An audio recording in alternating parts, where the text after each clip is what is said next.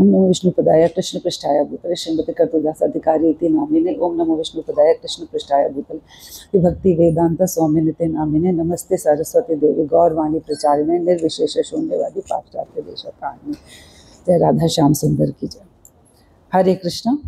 तो आज मुझे जो सेवा मिली है श्री प्रेम भक्ति चंद्रिका की 28, 29, 30, 31 और 32वां त्रिपदी को एक्सप्लेन करने का मैंने मीनिंग पढ़ के जो कुछ भी कॉम्प्रिहेंड किया है मैं वो बताने का प्रयास करूंगी। हो सकता है कि कुछ गलती भी हो जाए, तो उसके लिए मैं अभी से ही क्षमा प्रार्थी हूँ। 28वीं जो त्रिपदी है वो इस प्रकार है। आपन भजन पथ ताते होबो अनुरत, इष्ट देव स्थाने लीला गान, नैष्टिक भजन यही तोमारे कहिरो भाई, हनुमान तहते प्रमाण। तो इसका जो मीनिंग दिया वो इस प्रकार है। अपने अपने मार्ग पर दृढ़ रहो, इष्ट देव के स्थान पर उनकी लीलाओं का गान करो। हे भाई, यही निष्ठापूर्ण भजन है जैसे हनुमान जी ने प्रमाणित किया है। तो यहाँ पर नरोत्तम दास ठाकुर जी नैष्टिक भजन की बात कर रहे हैं, यानी निष्ठा से भजन। और इसका यहाँ पे जो निष्ठा है ये 2 प्रकार की निष्ठा होती है। तो एक निष्ठा होती है भजन में निष्ठा और दूसरी होती है इष्ट में निष्ठा, यानी कृष्ण में निष्ठा। तो पहले हम भजन में निष्ठा की बात करेंगे।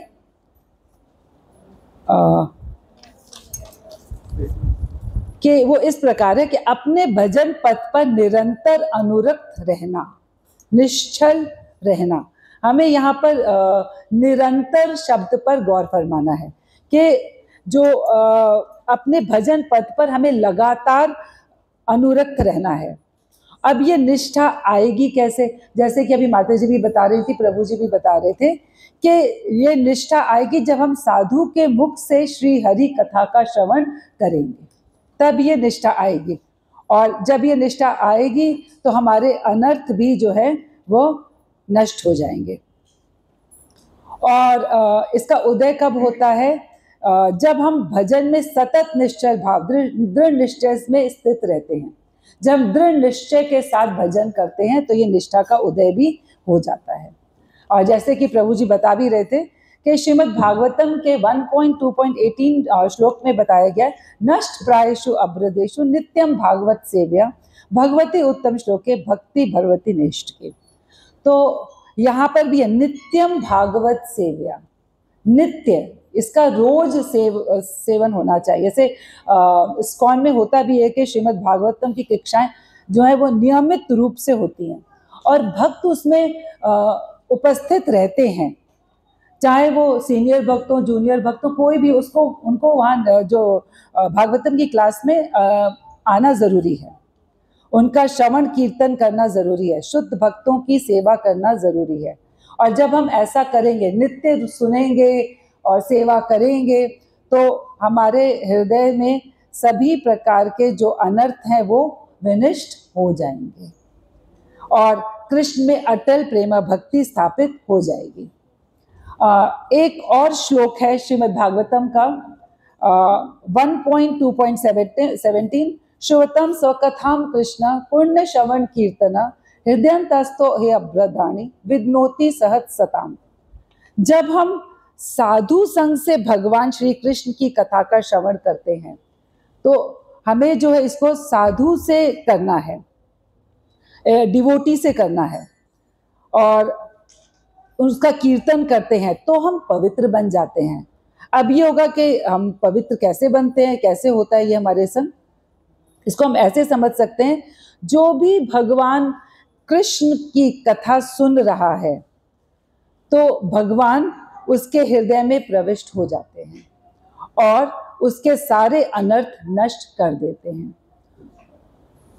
और जब भक्त निष्ठा से भगवान की सेवा प्राप्त करने के लिए तत्पर होता है कि हाँ मुझे भगवान की सेवा चाहिए, मुझे करना है, उसके अंदर ये इच्छा बहुत प्रबल रूप से आ जाती है, तो भगवान उसके साथ परस्पर आदान प्रदान करते हैं। और उन्होंने हमारे गोस्वामियों के संग किया है, हुआ है पहले हमारी परंपरा में। भगवान हमारी अपेक्षा अधिक उत्सुक हैं कि हम उनके पास जाएं।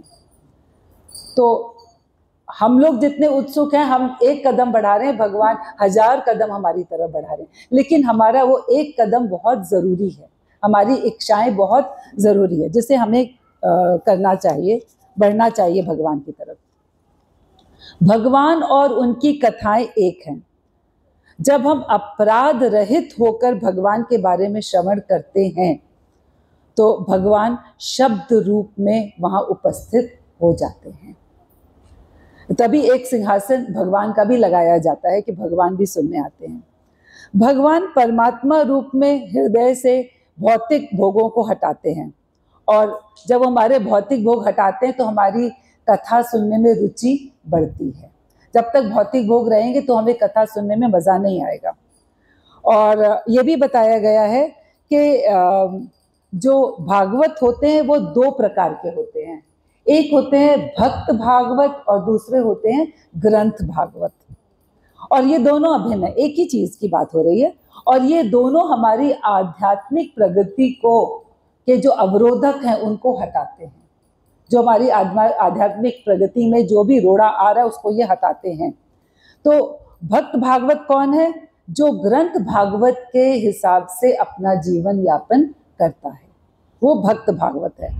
और ग्रंथ भागवत की जो भी कथाएं और लीलाएं हैं वो हमें भक्त भागवत के मुख से ही सुननी चाहिए। और ये भी बताया गया कि जब हम अनर्थ की स्थिति में होते हैं, जब हमारे अंदर बहुत सारे अनर्थ हैं, बहुत सारी बुराइयां हैं, तो 5 प्रकार के विघ्न हमारे जीवन में आते हैं जो हमें भक्ति में आगे नहीं बढ़ने देते हैं। और ये 5 विघ्न कौन से हैं? ये हैं लय, विक्षेप, अप्रीतिपति, कषाय और रसास्वाद। इसमें लय पहला था। लय का मतलब है कीर्तन, श्रवण, स्मरण करते वक्त निद्रा का आना। तो कई बार ऐसा होता है, हम लोग जप कर रहे होते हैं या लेक्चर सुन रहे होते हैं और हमें एक नींद का झोंका आ जाता है, तो ये विघ्न बनता है, इसको हम लय कह सकते हैं। फिर विक्षेप, कीर्तन स्मरण करते हुए, जप करते हुए क्या होता है, हम वार्तालाप करने लग जाते हैं, बातें करने लग जाते हैं। जैसे कि आज स्वामी जी ने कहा भी था सुबह कि इतनी देर तक जप होगा और कोई किसी से बात नहीं करेगा। क्योंकि जनरली हम लोग क्या करते हैं, कुछ याद आता है या कोई बात या आगे की कोई प्लानिंग होती है, अगला प्रोग्राम कौन सा है, अगली चीज़ क्या है, तो कुछ भी डिस्कस करने लग जाते हैं और हम अपने उस पथ से थोड़ा अलग हो जाते हैं। तो इसको विक्षेप कहेंगे। तो ये हमारे भजन में ये अनर्थ है। फिर तीसरा है अप्रतिपति, यानी लय और विक्षेप नहीं है, ना निद्रा आ रही है, ना हम वार्तालाप कर रहे हैं, लेकिन फिर भी मन कहीं और चला जाता है। हम अभी तो यहाँ सुन रहे हैं और एकदम से क्या कहा गया, एकदम से लगता है कि क्या कह दिया गया था, तीसरा पॉइंट कौन सा था, दूसरा पॉइंट कौन सा था, या नहीं पता चलता, क्योंकि मन कहीं और चला गया और फिर वापस लौट के आया है। तो ये भी हमारे संग होता है। चौथा है कषाय, यानी क्रोध, लोभ, गर्व आदि, जो हम लोग के अंदर है, बहुत सूक्ष्म रूप से है, उसके ऊपर काफी चर्चा भी हुई है। तो ये इसको भी हमें कैसे पार पाना है, ये पिछले श्लोकों में बताया भी गया है। और रसास्वाद, इसमें है कि सुख के समय हमारा मन कीर्तन में नहीं लगता है। पता चल जाए इतने की लॉटरी लग गई है या इतना हमें कहीं मिल रहा है, कुछ धन दौलत, जमीन वमीन, तो क्या होगा कि मन वहां भागने लग जाएगा और कथा में मन नहीं लगेगा। ये विघ्न उत्पन्न करते हैं। तो ये 5 विघ्न हैं जो हमारी निष्ठा को उत्पन्न नहीं होने देते हैं। तो हमें इन पे ध्यान देना है। और कैसे हम पहचानेंगे कि निष्ठा का उदय हो गया? निष्ठा के उदय होने पर निरंतर हमारा श्रवण, कीर्तन, स्मरण सब में मन लगेगा। हमें बाहर का बोध ही नहीं रहेगा कि बाहर क्या हो रहा है, कहाँ कौन सी बात हो रही है, तो हमें बोध ही नहीं रहेगा और हम अपने नैष्ठिक भजन, निष्ठा से भजन करते रहेंगे। तो नैष्ठिक भजन जो है, हमें अपने इष्ट देव के समक्ष, अपने अर्च विग्रह के समक्ष लीला गायन करना चाहिए। इसका अपना अलग महत्व है। जो हमारे घर में विग्रह है तो उनके सामने हमें लीला गायन कीर्तन सब करना चाहिए। और श्री गुरु और महान वैष्णव भी श्री हरि की तरह आराध्य हैं, तो उनके समक्ष भी हमें जो है उनके निकट बैठकर भी लीला गायन करना चाहिए, और उनसे इससे ही इनका जो हमें प्रेम प्राप्त हो सकता है। ये एक उपाय है, एक तरीका है। इस उपाय को हम चाहे तो अप्लाई कर सकते हैं अपनी लाइफ में और देख सकते हैं। भगवान भी जो है वो स्वयं की लीलाएं सुनकर अत्यंत जो है ना आनंद प्राप्त करते हैं। उनको बहुत अच्छा लगता है जब भगवान अपनी लीलाएं सुनते हैं। जैसे कि बताया भी गया था, विमंगल ठाकुर के मुख से अपना गुणा अनुवाद सुनकर श्री कृष्ण इतने परम आनंद को प्राप्त किया कि उन्होंने उनके काव्य का नाम रख दिया श्री कृष्ण कर्णामृत। तो कितने खुश होते हैं भगवान। तो हमें अपने अर्च विग्रह के सामने भगवान का लीला गायन करना चाहिए, और इसलिए सभी को ये लीला गान करना चाहिए। और ये बहुत सुंदर अवसर है जो हम लोगों को स्वामी जी ने दिया है और बता रहे हैं कि हमें किस तरीके से भक्ति करनी चाहिए। फिर एक और इसमें बताया गया है कि इष्ट देव स्थाने, यानी कि जहाँ पर हमारे इष्ट देव का स्थान है या श्री कृष्ण की लीला स्थली है, वृंदावन है, वृंदावन धाम है, मथुरा धाम है या ब्रज धाम है, यहाँ पर भी श्री कृष्ण का लीला गायन होना चाहिए। यह भी भजन का बहुत श्रेष्ठ अंग है। यहाँ पर जब वक्ता भगवान की लीलाएं सुनाता है ना, तो उसके अंदर कृष्ण लीला का रस बहुत स्फूर्ति से भर जाता है, जो कि और कहीं संभव नहीं है। तो एक होता है जैसे एक माहौल मिलता है। अगर हमें कोई पार्टी करनी है, नाइट पार्टी करनी, तो एक माहौल बनाया जाता है। तो जैसे अगर हमें बहुत अच्छी भक्ति करनी है तो हमें एक माहौल की आवश्यकता होती है। जैसे यहाँ एक माहौल बना हुआ है, तो धाम में एक माहौल बना होता है, वो और कहीं संभव नहीं होता, वो वहीं संभव होता है। तो इसके द्वारा हम ब्रजवासियों की सेवा भी कर सकते हैं, और जो भगवान को प्राप्त करने के लिए बहुत ही उत्तम है। भगवान को भी ये बहुत अच्छा लगेगा। भगवान को प्राप्त करने के बाद ये भी बहुत इंपॉर्टेंट है कि उनको प्राप्त करने के बाद भी उनका रसा स्वादन किया जाए, इसकी कोई गारंटी नहीं है। जैसे असुरों को भगवान ने उनका उद्धार किया, लेकिन उनको भगवान का रसा स्वाद हुआ, इसकी गारंटी नहीं है। किंतु वृंदावन वासियों, ब्रजवासियों, भक्तों के साथ श्री हरि की कथा का श्रवण कीर्तन हम करेंगे तो भगवत रस का आस्वादन अवश्य होगा, इसमें गारंटी है। तो इसको हमें करना चाहिए। फिर इसमें दो निष्ठा की बात हुई थी, तो भजन में निष्ठा और इष्ट में निष्ठा। तो अब हम दूसरे की बात करें, भजन इष्ट में निष्ठा, जो हमारे इष्ट हैं उसमें निष्ठा। तो हनुमान जी की इष्ट निष्ठा के संबंध में श्रीमद सनातन गोस्वामी ने श्री बृहद भागवत अमृत के श्लोक नंबर 1.4.107 में वो टीका में बताते हैं कि एक बार क्या हुआ कि द्वारकापुर में श्री द्वारका नाथ ने श्री गरुड़ जी से कहा कि जाओ हनुमान जी को जाके बुला लाओ। तो गरुड़ जी जो है हनुमान जी के पास गए और उनसे कहा कि श्री द्वारका नाथ श्री यादवेंद्र ने आपका आह्वान किया है, शीघ्र चलिए। तो हनुमान जी जो थे वो तो रघुनाथ जी की चरणों में एक निष्ठ भक्ति कर रहे थे, सेवा करने लगे थे। तो उन्हें लगा कि उनकी ये एक निष्ठ भक्ति भंग हो जाएगी, और तो उन्होंने जो है गरुड़ की बात का आदर नहीं किया, और गरुड़ ने उनको बलपूर्वक उठाने की कोशिश की। तो उन्होंने अपनी पूंछ के अग्रभाग से उनको एक झटका दिया और वो द्वारकापुर पहुंच गए वापस, गरुड़ जी। और फिर उन्होंने कृष्ण जी को बताई ये बात कि भाई वो उन्होंने तो ऐसे कर दिया। तो उन्होंने कहा, कृष्ण जी ने कहा कि अब ऐसा करो, उनको जाके बोलो कि कृष्ण रामचंद्र बने हैं, श्री बलराम लक्ष्मण बने हैं, और रुक्मिणी जी देवी सीता का रूप धारण किया हुआ है।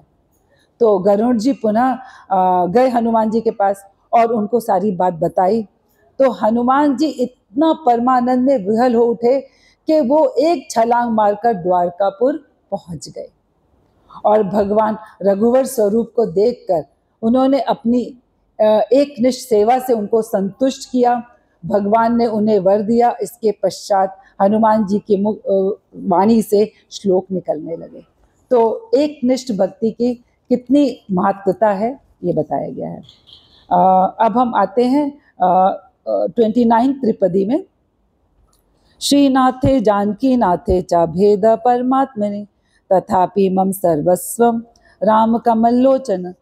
श्रीनाथ विष्णु और जानकी नाथ राम परमात्मा में अभेद है, किंतु मेरे सर्वस्व तो कमल नयन श्री राम है। ऐसा हनुमान जी कह रहे हैं कि जो लक्ष्मीपति श्री नारायण है और सीतापति श्री जो रामचंद्र जी हैं, दोनों अभिन्न हैं, दोनों में कोई भेद नहीं है। तथापि कमल लोचन श्री राम जो है वो मेरे सर्वस्व संपद है। तो यहाँ भक्त की एक निष्ठा बताने के लिए श्री हनुमान जी के मुखवाणी से निकला कि भगवान के विभिन्न स्वरूप हैं, उन स्वरूपों में जो उपास्य रूप है, उपास्य स्वरूप है, वह भक्त की अनन्य निष्ठा को भी जो है भगवान पसंद करते हैं। उसको भी वो भी प्रशंसनीय है। कारण क्या है, क्यों वो प्रशंसनीय है? कि एक विशेष स्वरूप में भक्त का हृदय में आदर भाव रहता है। किसी एक विशेष स्वरूप में हम भगवान की उपासना करते हैं, और इसका मतलब ये नहीं कि हम उनके अन्य रूप का अनादर करें, हम उनके अन्य रूप का भी आदर करते, उपेक्षित नहीं करते हैं। चैतन्य चरितामृत में भी क्या कहा गया है, अनंत रूपे एक रूपे नाही कोनो भेद। भगवान के अनंत रूपों में एक रूप और एक रूप में अनंत रूप में कोई भेद नहीं है। हनुमान जी जो है वो श्री राम के प्रति अनन्य निष्ठा रखते हैं, और श्री राम के हृदय में उनका अधिकार है, विराजमान है वहाँ। उनके शयन में, स्वप्न में, ध्यान में, मनन में, श्रवण में, कीर्तन में, किसी भी स्थिति में वे श्री राम से अलग नहीं होते हैं। ये बहुत बड़ी चीज़ है। वह और किसी को नहीं जानते। इस निष्ठा से श्री हरि उनके विशेष रूप से संतुष्ट रहते हैं, और इससे श्री हरि भी प्रसन्न रहते हैं। ऐसा नहीं कि श्री हरि प्रसन्न नहीं है। और एक बार नीलांचल में श्री सनातन गोस्वामी ने श्री महाप्रभु के आगे अपने छोटे भाई श्री अनुपम की श्री राम के प्रति दृढ़ निष्ठा के विषय में चर्चा भी की थी। तो भगवान के किसी एक विशेष स्वरूप में भक्त की ऐसी निष्ठा हो, तो ऐसे निष्ठावान भक्त के प्रति भगवान की भी बहुत ही विशेष करुणा होती है, और उस भक्त को स्नेह मिलता है भगवान का। लेकिन फिर भी एक बात आती है कि फिर भी रसघन विग्रह माधुर्य मूर्ति श्री ब्रजेंद्र नंदन के उपासक जो माधुर्य का आस्वादन प्राप्त करते हैं, वह अन्य किसी उपासक के लिए संभव नहीं है। तो यहाँ पर यह बताया गया कि जैसे कि श्री कृष्ण का एक माधुर्य अखंड और असीम है, वैसे ही श्री राधा जी का प्रेम भी अखंड और असीम है। और श्री कृष्ण कहते भी हैं, यही प्रेम द्वारे नित्य राधिका एकली आमार माधुर्य अमृत आस्वादे सकली। उसका तात्पर्य इस प्रकार के, श्री राधा का वह आस्वादन जीवों के लिए असंभव है, संभव नहीं है ये चीज। फिर भी श्री राधा के अनुगत्य में उनके दास इतने भाग्यवान जीव हैं, क्योंकि राधा जी की कृपा से वह माधुर्य का आस्वादन पाकर धन्य हो जाते हैं। तो राधा जी की भी बहुत कृपा है हमारे ऊपर। कलयुग में श्री महाप्रभु और उनके चरणों में आश्रित श्री रूप गोस्वामी, श्री सनातन गोस्वामी, जो कि राधा जी की किंकरी और मंजरी भाव में उन्होंने प्रचार किया है, और इस माधुर्य का आस्वादन जो हमें कराने का प्रयत्न किया, अगर हम पढ़ेंगे, उस पथ पर चलेंगे तो क्यों नहीं होगा। और यहाँ पे तो उनकी चरम पराकाष्ठा है। और नरोत्तम दास ठाकुर ने भी प्रेम भक्ति चंद्रिका में इसकी विशेष रूप से चर्चा की है। अब हम आते हैं त्रिपदी 30 में। देवलोक पितृलोक पाया तार महासुख, साधु साधु बोले अनुचर, युगल भजन यारा प्रेमानंद भासे तारा, ताहा निश्चिंत त्रिभुवन। देवलोक और पितृलोक में महासुख पाने वालों को मैं साधु साधु कहता हूँ, किंतु जो युगल राधा कृष्ण में के भजन में प्रेमानंद में डूबे हैं वे तीनों लोकों में श्रेष्ठ हैं। तो यहाँ पर जैसा कि हम लोग को पता है कि अनन्य भक्त जो है सदैव अपने भगवान की उपासना में, आराधना में लगा रहता है। वह कभी भी, जैसे कि अभी डिस्कशन भी हुआ था, कि कभी भी अन्य देवी देवताओं की आराधना नहीं करता है, क्योंकि अगर वो अन्य देवी देवताओं के पास जाएगा तो उसकी भक्ति को हानि होगी। तो अब प्रश्न उठता है कि हम अपना पितृ ऋण और देव ऋण को कैसे उतारा जाए। तो पितृ ऋण क्या है कि जो हमें ये देह प्राप्ति हुई है, और इसको हम उतारेंगे कैसे? इसको उतारेंगे पिंडदान द्वारा या पितरों की आराधना द्वारा उसको उतारा जा सकता है। देव ऋण वृष्टि आदि देव रक्षा हेतु जो होता है, हवा पानी जो भी हमें मिलता है, ये देव ऋण है। इसको हम भोग अर्पण के द्वारा उतार सकते हैं। तो अब इसका उपाय क्या है कि हम अनन्य भक्ति करें कि पितृ और देव ऋण उतारें। तो इसके बारे में बताया कि जैसे कि अभी माता जी ने बताया और वासुदेव कृष्ण प्रभु जी ने बताया कि जब वृक्ष के मूल में जल डालते हैं तो वृक्ष की शाखाएं प्रशाखाएं तुष्ट हो जाती हैं। और उसी प्रकार जो है ना, सर्वदेव और पितृगण के मूल स्वरूप जो श्री कृष्ण है, इनके मूल स्वरूप श्री कृष्ण है, उनकी आराधना करने से समस्त देवी देवताएं और पितृलोक में पितृ परम सुख पाते हैं। चैतन्य चरितामृत में कहा भी गया है, काम त्यागी कृष्ण भजे शास्त्र आज्ञा मानी, देव ऋषि पितृ देकर कभू नहीं ऋणी। तो यहाँ पर ये बताया गया, और श्रीमद् भागवतम में भी बताया गया 11.5.41 में, देव ऋषि भूता नृणाम पितॄण न किंकरो नारायणी च राजन सर्वात्मना यह शरण शरणे गतो मुकुंद परिहत प्रथम। महर्षि कर्म भाजन राजा निमि से कहते हैं, हे राजन, जिन्होंने सभी प्रकार के कृत कर्मों को छोड़कर सभी प्रकार से श्री मुकुंद की शरण ली है, वे देव ऋण या पितृण उन पे नहीं रहता है। तो ये हमारे शास्त्र भी बता रहे हैं कि उन पे देव ऋण और पितृण नहीं रहता है। यही कारण है कि कुल में अगर एक वैष्णव का जन्म भी हो जाए तो जो है परलोक में पूर्व पुरुष महासुख से नृत्य करने लगते हैं, और देवता भी साधु साधु कहकर उनकी बुरी बुरी प्रशंसा करने लगते हैं। जो श्री राधा कृष्ण का भजन करते हैं और प्रेम सागर में डूबे रहते हैं, और जो ये मिला है हमें, उनके लिए हमें बहुत धन्यवाद देना चाहिए कि इस कलयुग में गौरांग प्रभु की ये विशेष कृपा है हमारे ऊपर कि हम जो है इस बात को समझ पा रहे हैं और हमें राधा कृष्ण की भक्ति करनी है, हमें नाम जप करना है, श्रीमद् भागवतम को पढ़ना है। और श्री जीव गोस्वामी ने भी जो है 4 संदर्भ में संबद्ध तत्व का निरूपण किया है। वो इस प्रकार है, तत्व, परमात्मा, भगवत और श्री कृष्ण। और उन्होंने भी उसमें ये बताया है कि परम उत्कर्ष जो है वो श्री कृष्ण है, क्योंकि वह भगवान स्वयं है। वो ऐश्वर्य और भगवत्ता भी है उनमें, लेकिन उसके ऊपर भी उनके वो जो है माधुर्य रूप है उनके अंदर। मतलब ऐश्वर्य भगवत्ता के साथ साथ माधुर्य रूप भी होना ये कोई आसान बात नहीं है। तो ऐसा कोई दूसरा भगवत स्वरूप नहीं है। और श्री नरोत्तम दास ठाकुर कहते हैं, जो युगल भजन करते हैं वे प्रेमानंद में डूबे रहते हैं।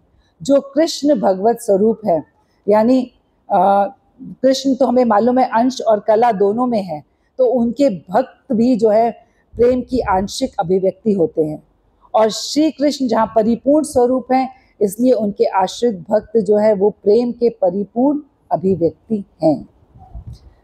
तो ब्रज में जो शुद्ध माधुर्य उपासक साख्य वात्सल्य रस और प्रेम रस का प्रकाश है।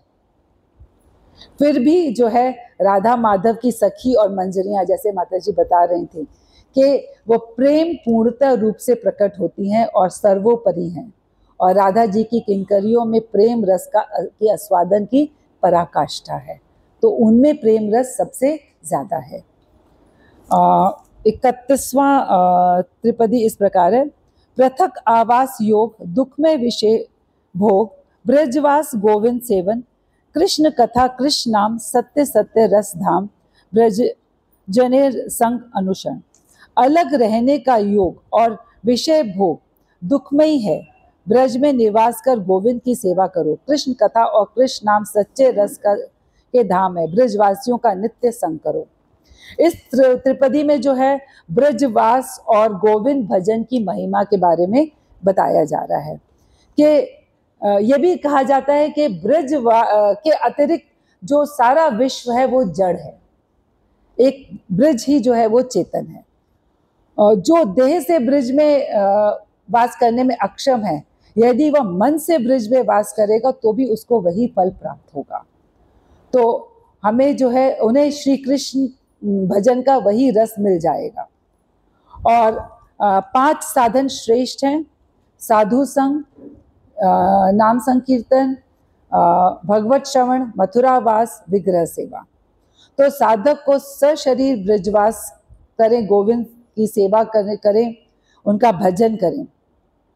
अगर साधक ने ब्रजवास में रहकर गोविंद का भजन नहीं किया, ब्रजवास नहीं किया, तो फिर जो है उनका वहाँ रहना का कोई मतलब नहीं रह जाता है। और श्री कविराज गोस्वामी पाद कहते हैं कि मैं वृंदावन में रहूं या घर में, कारागार में रहूं या इंद्र पद को प्राप्त करूं, नरक जाऊं, श्री कृष्ण भजन के अलावा कहीं सुख नहीं है। और यह अमृत सिंधु के पास जाकर अगर हमने पिपासा शांत नहीं की तो हम विश्व में कहीं भी चले जाएं तो हमारी पिपासा शांत नहीं होगी। और श्री कृष्ण और उनका नाम जो है वो एक ही तत्व है, बस हमारी जो जिह्वा है ना यही दूषित है, इसमें पित्त का रोग लगा हुआ है, इसको मिश्री की मिठास का अनुभव ही नहीं होता है।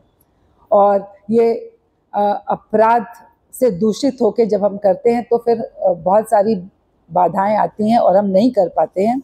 और जो सार है वो ये है कि तन रूप चरित आदि सुकीर्तना सुमृत्य कर्मे रसना मनसी नियोजय, तिष्ठेन व्रजे तद अनुरागी जन अनुगामी, कालम इनम अखिलम इति उपदेश सारम। तो ये पूरा उपदेश का सार है कि श्री कृष्ण के नाम, रूप, गुण, लीला का निरंतर स्मरण, कीर्तन, ब्रजवास करते हुए श्री कृष्ण के अनुरागी भक्तों का अनुगत होकर हमें जो है समय बिताना चाहिए। और जो मुझे श्लोक दिया गया आखिरी 32वां श्लोक इस प्रकार है। सदा सेवा अभिलाष मन कोरी विश्वास, सर्वथाई होई निर्भय, नरोत्तम दासे बोले पिंडलू असत भोले, परित्राण कोरो महाशय। सदैव सेवा की अभिलाषा रखो, मन में दृढ़ विश्वास रखो, सर्वत निर्भय रहो। नरोत्तम दास कहते हैं मैं अज्ञानवश असत अभक्ति में पड़ गया है, महाशय मुझे बचाओ। तो यहाँ भगवान के नाम, कथा, श्रवण, कीर्तन, रूप, गुण, लीला का आस्वादन कर साधक धन्य हो जाता है। इस पर उसे पूर्ण विश्वास होना चाहिए। हृदय में जो वासनाएं हैं उन्हें त्याग कर चित्त को सदैव जो है इस अभिलाषा में लगाएं कि हमें भगवान की सेवा प्राप्त हो। श्री कृष्ण के चरणों में शरणागत होना है हमें। जो श्रद्धा भक्ति से भजन करते हैं तो उनका भजन पे भी अधिकार हो जाता है और ये आगे चलकर विश्वास में बदल जाता है। श्रद्धा और विश्वास के साथ ही हमारे अंदर जो है शरणागति का उदय होता है। तो श्रद्धा और विश्वास हमारे लिए बहुत ज़रूरी है, साधु में भी, शास्त्र में भी, सभी में ज़रूरी है। शास्त्रों में दृढ़ विश्वास का नाम श्रद्धा है और यह शरणागति का परिचय है। श्रद्धा और विश्वास के साथ भजन करें और ये आपको निर्भय बनाएगा, बाकी कुछ भी हमको निर्भय नहीं बना सकता है। हमेशा हम भय में पड़े रहेंगे। अगर हम चाहते हैं कि हम निर्भय बने तो हमें जो है शरणागत होना पड़ेगा, भगवान का भजन बहुत विश्वास पूर्वक, श्रद्धा पूर्वक करना होगा। और ये निर्भय होना जो है ना, ये एक बहुत छोटा सा फल है भक्ति का। इसका बड़ा उद्देश्य जो है, किस लिए भक्ति की जा रही है, कि हमें भगवान के चरणों में सेवा प्राप्त हो। ये हमारा मेन उद्देश्य है। निर्भय तो हमारा एक छोटी सी उसके संग पूरी हो जाएगी बात। और जो हम जन्म मृत्यु से डरते हैं ना, ये डर एकदम समाप्त हो जाएगा। तो जो है हमें भगवान की भक्ति करनी है, हृदय से भगवान के प्रति सेवा अभिलाषा का संपादन करना है। और नरोत्तम दास ठाकुर ऐसा कह रहे हैं, शायद हम लोग को समझाने के लिए कह रहे हैं, कि प्रेम की मूर्ति होते हुए भी दैन्य से भरकर स्वयं को बहुत वो साधारण साधक समझ रहे हैं, और कह रहे हैं कि वो असत के प्रलोभन में फंस गए हैं। एक्चुअली असत के प्रलोभन में तो हम फंसे हुए हैं। और वो हमें इस तरीके से समझा रहे हैं कि सेवा अभिलाषा को हृदय में हम जगा के नहीं रख पा रहे हैं, क्योंकि हमारा ध्यान तो भौतिक सुखों में फंसा हुआ है। तो अपनी जो है ये माया शक्ति जो है ये हमें ठगी जा रही है, और हम क्या कर रहे हैं, जड़ रस में एंजॉय ढूंढ रहे हैं, वहाँ एंजॉय करना चाह रहे हैं। तो हमें जो है भगवान की अहतों की कृपा चाहिए, और भक्ति और भगवान का कार्य जो है हमें सदा साधक के हृदय में भक्ति के प्रति सेवा अभिलाषा संपादन करता है। तो हमें भक्ति से भगवान के कार्यों में सदा जो है अपने हृदय में भक्ति के प्रति सेवा का भाव रखना चाहिए, इसको मांगना चाहिए, इसकी अभिलाषा रखनी चाहिए। हरे कृष्णा।